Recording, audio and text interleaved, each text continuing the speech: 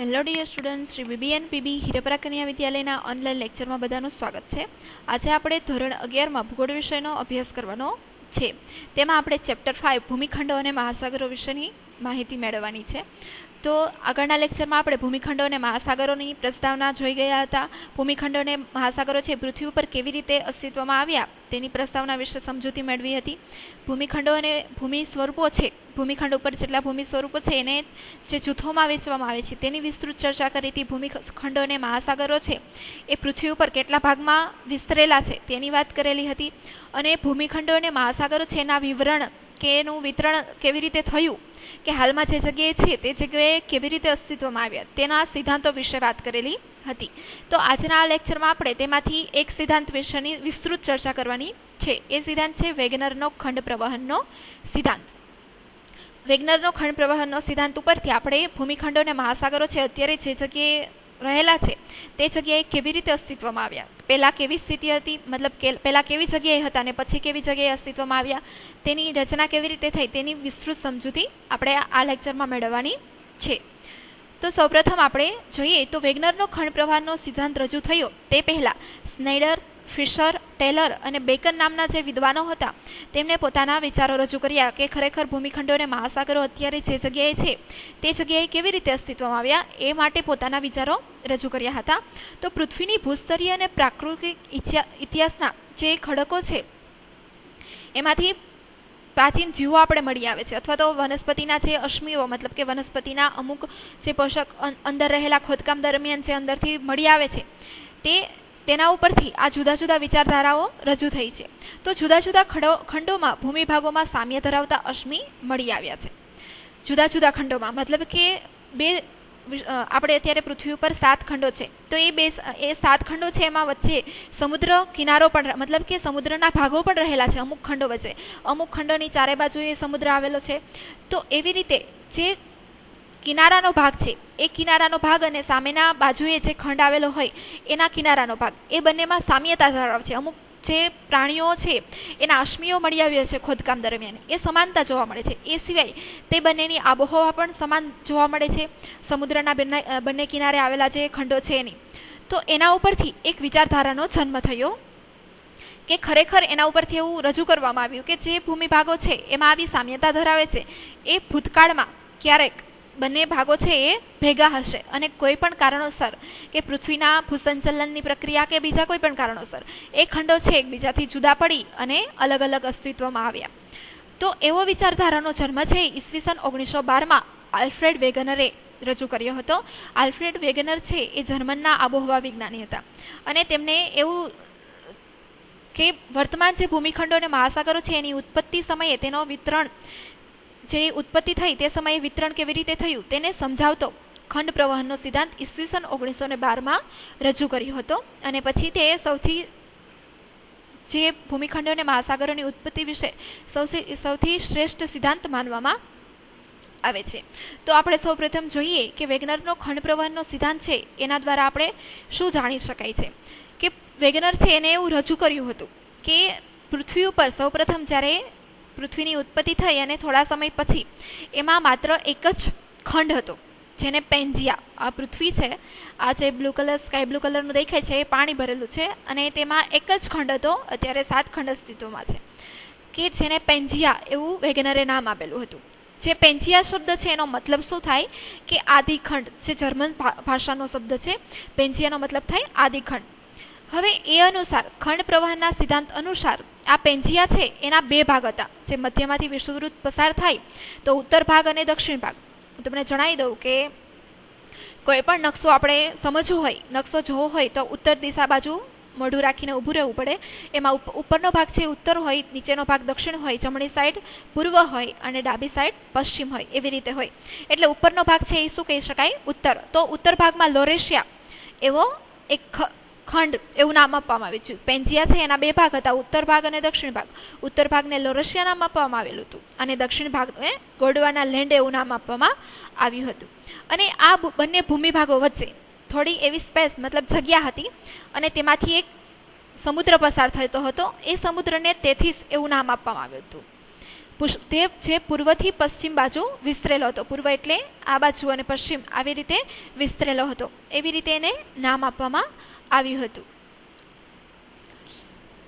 હવે ટેથીસ જે સમુદ્ર છે એની ઉત્તરે આવેલા લોરેશિયા, જે ઉત્તર બાજુ એ લોરેશિયા નામનો ભૂમિભાગ આવેલો છે પેન્જિયાનો, તેમાં અત્યારે જે વ્યાપ્ત છે ઉત્તર અમેરિકા, યુરોપ અને એશિયા ખંડ હતા.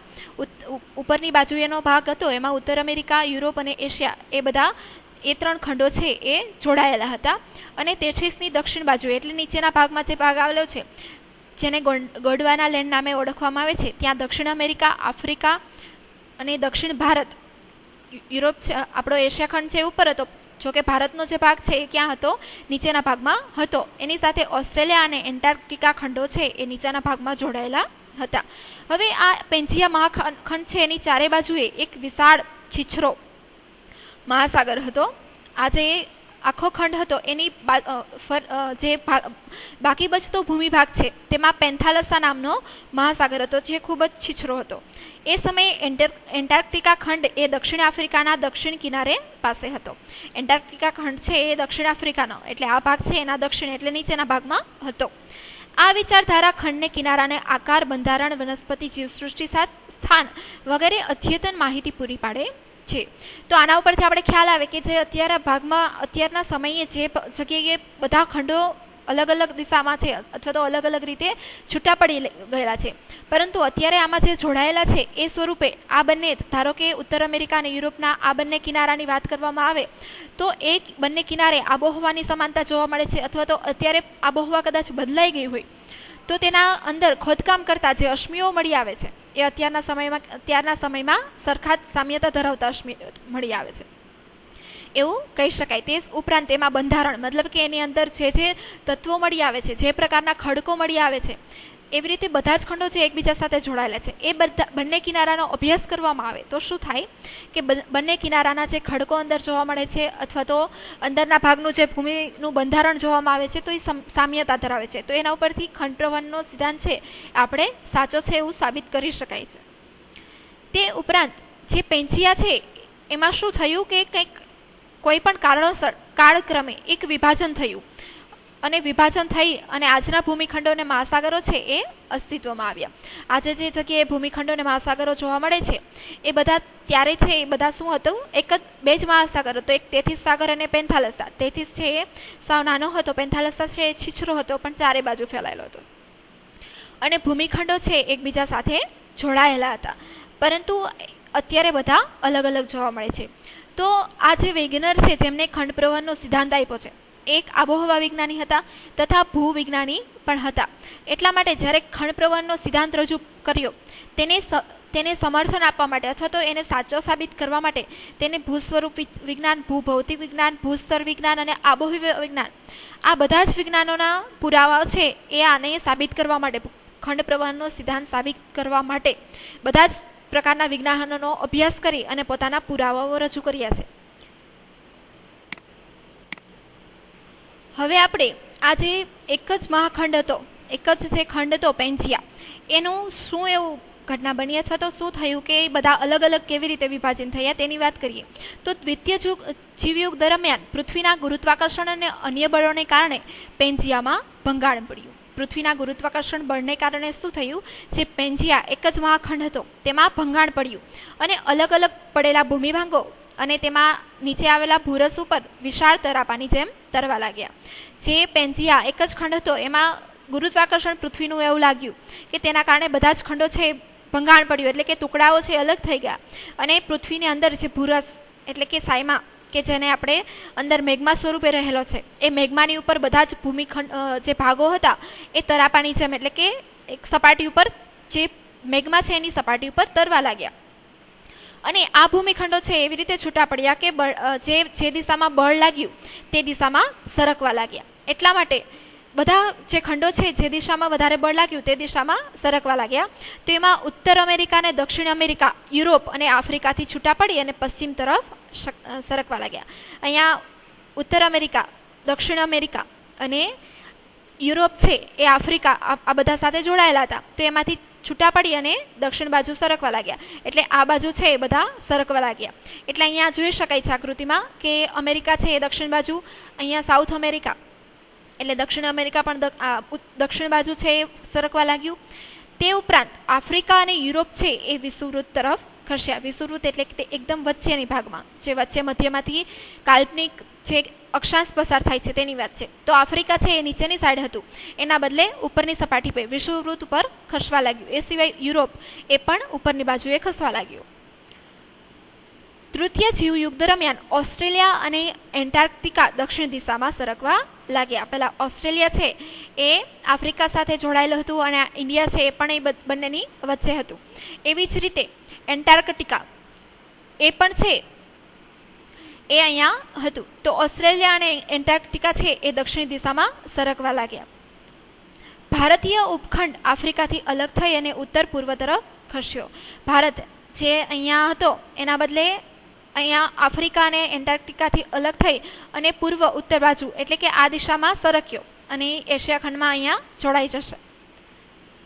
સમયાંતરે અલગ પડેલા ભૂમિખંડો વર્તમાન સ્થાને ગોઠવાઈ ગયા. હવે આ ઘટના બનતા ઘણા વર્ષોના વર્ષો લાગી ગયા હશે અને પછી આ જે ભૂમિખંડો છે અત્યારે જે જગ્યાએ અસ્તિત્વમાં છે એ અસ્તિત્વમાં આવ્યા.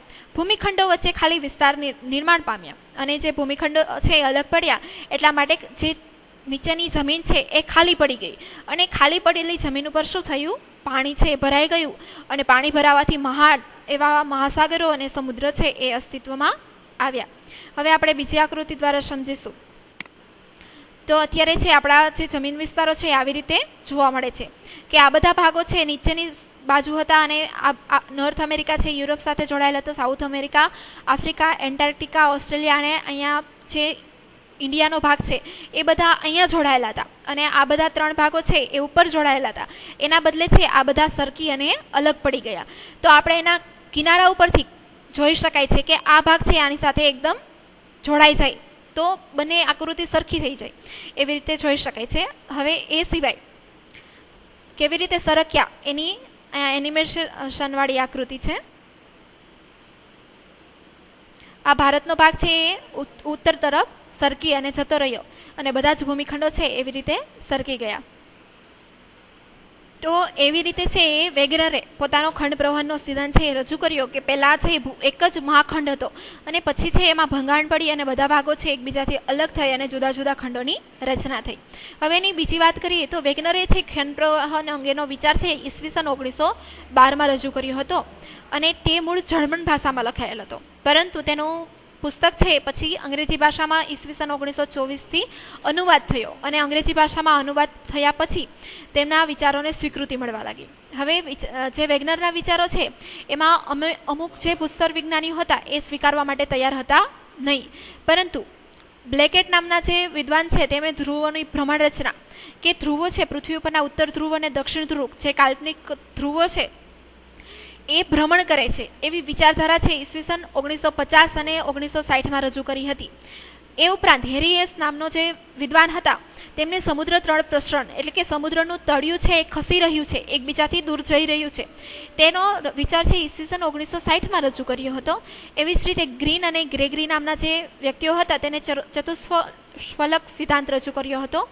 તો આ બધા સિદ્ધાંતોની ચર્ચા કરીએ અથવા તો એ બધા સિદ્ધાંતોની એ છે એ વેગનરના ખંડ પ્રવહનના સિદ્ધાંત માટે સમર્થનરૂપ છે કે એના કારણે ખંડ પ્રવહનના સિદ્ધાંતને સ્વીકૃતિ મળી કે ખરેખર એવું થઈ રહ્યું છે. હવે વેગનરે સમજાવ્યું કે પેન્સિયા છે એ જે ભૂમિખંડો છે એ પાછા બંધ બેસતા કરવામાં આવે, ગોઠવવામાં આવે તો આખી એક જ આકૃતિ જે આપણે વેગનરે પેન્સિયા એવું નામ આપ્યું હતું, એક જ ખંડ હતો, તો એ પેન્સિયા ખંડ છે ફરીથી બની જાય કે આકૃતિ છે પાછી સંપૂર્ણ બની જાય. તો એ માટે એને જિગસો ફિટ પઝલ રમતનો ઉપયોગ કર્યો. આ જિગસો ફિટ પઝલ રમત આપણે બધાએ મોબાઈલ યુઝ કરતા હોય તો ખ્યાલ હશે કે એક કોઈ પણ ચિત્ર હોય એના અલગ અલગ ચોકઠા હોય એ ગોઠવી અને એક જ ચિત્ર બનાવવાનું એવી રીતે.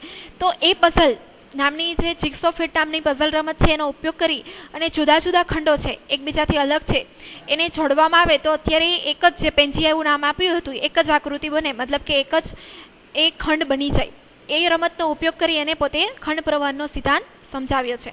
અને એમનું માનવું છે કે પેન્જિયા પ્રમાણે જુદા જુદા આકારના ભૂમિના ટુકડા એકબીજામાં યોગ્ય રીતે જોડવામાં આવે તો આકૃતિ છે એ બની જાય જે પેન્જિયામાં છે એ. અને એ પ્રમાણે એન્ટાર્કટિકાના બંને કિનારાએ દક્ષિણ અમેરિકા અને પશ્ચિમ આફ્રિકા બરાબર ગોઠવાઈ જાય એવો આકાર ધરાવે છે. એ જ રીતે ઉત્તર અમેરિકા અને ગ્રીનલેન્ડ યુરોપની સાથે મળી અને એક આકાર બનાવે. અને ઓસ્ટ્રેલિયાનો ઉત્તર કિનારો છે એ બંગાળની ખાડી છે એમાં બરાબર ગોઠવાઈ જાય છે. એવી રીતે પોતાએ પોતાનો વિચાર રજૂ કર્યા છે.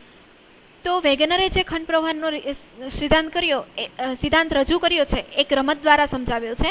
અને ખરેખર એવી રીતે ગોઠવવામાં આવે તો એ આકાર છે એ બની જાય. આપણે અહીંયા આકૃતિ જોઈ શકાય છે 5.2 પેન્જિયા જે સૌપ્રથમ આ પેન્જિયા હતો. આ બધા જે ભૂમિભાગો છે એ ગોઠવવામાં આવે તો શું થાય? આકૃતિ બની જાય. અહીંયા બધા અલગ અલગ છે અને અત્યારે વર્તમાનમાં જે ગોઠવાયેલા છે એ ભૂમિભાગો. તો આ ભારતનો છેડો છે અહીંયા પાછો ગોઠવવામાં આવે તો આકૃતિ આવી જ બની જાય. અમેરિકા છે દક્ષિણ અમેરિકા અને આફ્રિકાને જોડવામાં આવે તો બંને ભાગ છે એના બંને જે બોર્ડર છે એ જોઈન્ટ થઈ જાય. તો એવી જ રીતે એ વસ્તુને સમજાવી અને વેગનરે જે ખંડ પ્રવાહનો સિદ્ધાંત છે એ આપણી સમક્ષ રજૂ કર્યો છે. એ ઉપરાંત સ્વેસ નામના જે વિદ્વાન છે તેમણે એવું રજૂ કર્યું છે કે મહાસાગરના તળિયા સહિત આખી પૃથ્વીનું ભૂકવચ મતલબ કે ઉપરનો પોપડો છે એ પથરાયેલું છે સાયમા અને શિયાળની સરખામણીમાં વધુ સખત છે. મતલબ કે ભૂકવચ છે એ ઉપરના બાજુમાં જે ગોઠવાયેલું છે એની અંદર રહેલું જે સાયમાનું સ્તર છે એ ખૂબ જ સખત છે. અને મધ્ય આફ્રિકા અને બ્રાઝિલના ઉત્પ્રદેશમાં આ પ્રકારના પ્રાચીન નક્કર આગ્નેય ખડકોના બનેલા છે. તો એન્ટાર્કટિકા મધ્ય આફ્રિકા અને બ્રાઝિલ એના ઉચ્ચ પ્રદેશો છે એમાં આ પ્રકારના નક્કર ખડકો મળી આવે છે. એવી જ રીતે એટલાન્ટિક મહાસાગરના બંને કાંઠાના પ્રદેશોનું ભૂસ્તર બંધારણ એકબીજાને મળતું આવે છે. એટલાન્ટિક મહાસાગર જે આવેલો છે એ એટલાન્ટિક મહાસાગરના બંને કિનારાની વાત કરવામાં આવે તો એક બાજુએ આફ્રિકા છે બીજી બાજુએ જે દક્ષિણ અમેરિકા છે. તો એ બંને કિનારાનો જે ભાગ છે એ ગોઠવવામાં આવે અથવા તો એનું ભૂપૃષ્ઠ વિશેની એના જે કિનારાના ભાગનું ખોદકામ કરવામાં આવે તો બંનેનો ભાગ છે એ સરખા જ ધરાવે છે. મતલબ કે સરખી જ ખડક રચના ધરાવે છે. તો એના ઉપરથી જે ખંડ પ્રવાહનો સિદ્ધાંત છે એ સાચો સાબિત થઈ શકે. તેવી જ રીતે અરબસ્તાનનો ઉચ્ચ પ્રદેશ ભારતનો દ્વીપકલ્પીય ઉચ્ચ પ્રદેશ અને પશ્ચિમ ઓસ્ટ્રેલિયાના વિશાળ ઉચ્ચ પ્રદેશ પશ્ચિમ આગ્નેય ખડકોની બનેલી છે જે પ્રાચીન સમયમાં એકબીજાથી જોડાયેલા હતા. ભારતનો ભાગ અને ઓસ્ટ્રેલિયાનો અહીંયા આપણે જોઈ શકાય છે આ ભારત ભાગ છે આકૃતિમાં કે ભારતનો ભાગ ને ઓસ્ટ્રેલિયાનો ભાગ છે એકબીજાથી જોડાયેલા હતા. તો એની રચના છે એની અંદરના જે ખડકોની વાત કરવામાં આવે તો એમાં પ્રાચીન આગ્નેય ખડકો મળી આવે છે ખોદકામ દરમિયાન. તો એના ઉપરથી સાબિત થાય ખંડ પ્રવાહનો સિદ્ધાંત કે ભારત અને ઓસ્ટ્રેલિયા છે એ પ્રાચીન સમયમાં એકબીજાથી જોડાયેલા હોઈ શકશે. ઉપરાંત જે પ્રદેશમાં આવા પ્રકારના હિમ અસ્માલીઓ મળે છે તેમાં પણ સામ્યતા જોવા મળે છે. જે પ્રદેશ છે હિમ મતલબ બરફથી છવાયેલો છે તો એનું બરફમાં અંદરથી ખોદકામ કરતા જે અસ્મિઓ મતલબ કે જે પુરાવાઓ મળી આવે છે જે હાડકાઓ મળી આવે છે જે વસ્તુઓ મળી આવે છે એ બરફની જે વસ્તુઓ છે એકબીજાથી મળતી આવે છે. એના ઉપરથી પણ આ વેગનરનો ખંડ પ્રવાહનો સિદ્ધાંત છે એ માન્યતા મળી શકે છે. ઉત્તર અમેરિકામાં એપેલેશિયન પર્વતમાળા અને પશ્ચિમ યુરોપ તથા બ્રિટનના ટાપુઓ પર્વતીય શ્રેણીમાં એક જ કાળમાં બનેલો કોલસો મળી આવેલો છે. ઉત્તર અમેરિકામાં એપેલેશિયન પર્વતમાળા છે તેનું ખોદકામ દરમિયાન અને પશ્ચિમ યુરોપ અને બ્રિટન છે એના ટાપુઓ છે એમાં પણ જે પહાડી ક્ષેત્ર છે એમાં ખોદકામ દરમિયાન જે કોલસો મળી આવે છે બંનેમાં સમાનતા જોવા મળે છે. એટલે આના ઉપરથી ખ્યાલ આવે કે જે પ્રાચીન સમયની આબોહવા પ્રાચીન સમયના જે વનસ્પતિના અવશેષો એમાં દટાઈ અને જે કોલસામાં રૂપાંતર પામ્યા હોય અને એક જ પ્રકારનો કોલસો હોવાથી એ બધા વનસ્પતિ છે એ સરખી જ હશે કિનારાની એવું સાબિતી મળી શકે છે. એ ઉપરાંત એટલાન્ટિક મહાસાગરના બંને કિનારાના પ્રદેશોમાં મળી આવેલા પ્રાચીન વનસ્પતિ અને જીવજંતુઓના અસ્મિઓમાં સમાનતા મળે છે. એટલાન્ટિક કિનારો જે એટલાન્ટિક મહાસાગર છે એના બંને કિનારા એટલે કે આફ્રિકા અને દક્ષિણ અમેરિકા એના બંને કિનારાના જે ખોદકામ કરવામાં આવે તો એમાં વનસ્પતિને જે જીવજંતુઓના અસ્મિઓ મતલબ કે હાડકાઓ મળી આવે છે તે બંનેમાં સમાનતા જોવા મળે છે. એટલે એના ઉપરથી આપણે ખ્યાલ આવે કે દક્ષિણ અમેરિકા અને આફ્રિકા છે એ પ્રાચીન સમયમાં એકબીજા સાથે જોડાયેલા હોઈ શકે છે. એ ઉપરાંત કેટલાક પક્ષીઓ છે એ સદીઓ વીતી ગયા હોવા છતાં પોતાના મૂળ વતનમાં સ્થળાંતર કરે છે. આ જે ઘટના બનેલી હશે એને વર્ષોના વર્ષો વીતી ગયા હશે ત્યારની આબોહવા છે એ પણ બંને કિનારાની સરખી હોય એટલા માટે કેટલાક પશુ પક્ષીઓ છે એ એક કિનારાથી બીજી જગ્યાએ સ્થળાંતર કરે છે, કારણ કે એ છે બીજા કિનારાના પશુઓ હતા અને પછી ખંડ વિભાજન થતા, મતલબ કે ખંડો છે એકબીજાથી છૂટા પડતા એ ખંડ છે બીજી જગ્યાએ અસ્તિત્વમાં આવ્યો, એટલા માટે જે પશુ પક્ષી હોય એ પોતાના વતન તરફ અત્યારે પણ જોવા મળે છે પરિસ્થિતિ કે પોતાના વતન તરફ પાછા ફરે છે. એનું ઉદાહરણ આપવામાં આવ્યું છે કે ઉત્તર સ્કેન્ડિનેવિયાના ઉંદર અને અન્ય સરીસૃપો છે એ પશ્ચિમમાં પોતાના પૂર્વજોના વતન ભૂમિ આઇસલેન્ડ તરફ સ્થળાંતર કરે છે. અહીંયા ઉત્તર અમેરિકા છે, ત્યાં આઇસલેન્ડ આવેલું છે. તો એની વાત કરવામાં આવે તો ઉત્તર સ્કેન્ડિનેવિયાના ઉંદરો છે અને બીજા સરીસૃપો જે પેટેથી સરકતા પ્રાણીઓ છે એ પશ્ચિમ દિશામાં એટલે કે યુરોપના ભૂમિમાં એ પોતાની જે પૂર્વજ ભૂમિ છે આઇસલેન્ડ, ત્યાં યુરોપની ઉપરની ભાગમાં આઇસલેન્ડ ટાપુ આવેલો છે એ તરફ સ્થળાંતર કરે છે સમુદ્રના મારફતે. એ ઉપરાંત આઇસલેન્ડના કેટલાક પ્રાણીઓ છે ઉત્તર સ્લોવેનિયાના પ્રાણીઓને મળતા આવે છે. એ ઉપરાંત વાત કરવામાં આવે તો આઇસલેન્ડ જે યુરોપની બોર્ડર ઉપર એક ટાપુ સ્વરૂપે છે એ ઉત્તર અમેરિકા બાજુ ઉત્તર સ્લોવેનિયા આવે તો એના પ્રાણીઓ છે એને મળતા આવે છે, મતલબ કે એ બંને જે ટુકડાઓ છે એમાં જે પ્રાણીઓ રહે છે એ બધા એકબીજાને મળતા આવે છે. તો એના ઉપરથી આપણે ખ્યાલ આવે કે પહેલાના વખતમાં જે ખંડ પ્રવહનનો સિદ્ધાંત છે એ સાચો સાબિત થઈ શકે છે. એ ઉપરાંત વેગનરે ખંડ પ્રવહનના સિદ્ધાંતોને જે સાબિતીઓ આપે છે, આપણે અત્યાર સુધી જે વર્ણન કર્યું કે બંને કિનારાના અંદરના ભાગનું ખોદકામ કરતા છે અશ્મિઓ મળી આવે છે એ પણ સમાન છે, પછી અમુક જે પ્રાણીઓ છે એકબીજાથી સમાન જોવા મળે છે, પછી કિનારાની વનસ્પતિ ને બીજું બધું બાબતો છે એકબીજાથી સરખી મળે છે. તો આવા પુરાવા રજૂ કરી અને વેગનરે પોતાનો જે સિદ્ધાંત છે એ સાબિત કર્યો છે.